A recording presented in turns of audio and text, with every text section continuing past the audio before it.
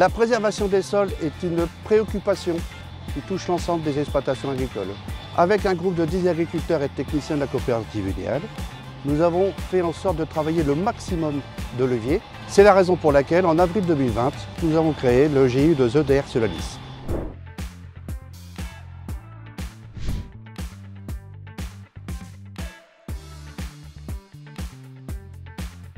Durant les 2 premières années du GIU2E, nous avons travaillé sur l'implantation et la destruction des couverts végétaux, premier axe de l'agriculture de conservation des sols. Nous avions envie d'aller plus loin et commencer à travailler sur l'implantation de blé en semis direct ou semis sous couvert. Aujourd'hui, nous sommes sur une parcelle de précédent colza, donc nous essayons 2 semoirs en semis direct.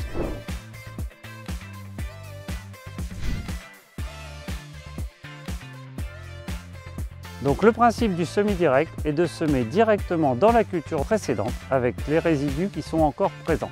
L'intérêt est de limiter l'érosion, de faciliter la vie du sol, de limiter les charges de mécanisation et la consommation de carburant et d'améliorer à terme la vie de son sol. Donc aujourd'hui est présent sur cette démonstration de semis 2 outils de semis direct. Donc le premier, le M-Zuri ProTill, qui est un hybride de semis direct et de semoir conventionnel puisqu'il fissure un peu le sol.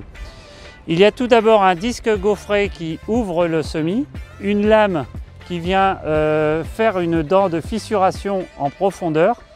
Donc après avoir fissuré le sol, nous arrivons sur l'élément semeur avec une patte doigt qui vient avec une double descente semer le grain et la roue qui vient appuyer le sol et finir le travail. Le deuxième outil présent aujourd'hui est un Norch Avatar, outil de semis direct strict, puisque un simple disque ouvreur vient positionner la graine de semis, la roue de jauge maintient la profondeur et la roue de rappui vient finir le travail. Donc pour le semis direct, il vaut mieux privilégier dans les situations de sol sec et de résidus secs le semoir à dents. Et dans les couverts vivants, les résidus et les végétaux vivants, il vaut mieux privilégier le semoir à disque. Nous vous donnons maintenant rendez-vous prochainement sur unel.com pour voir les résultats de la levée.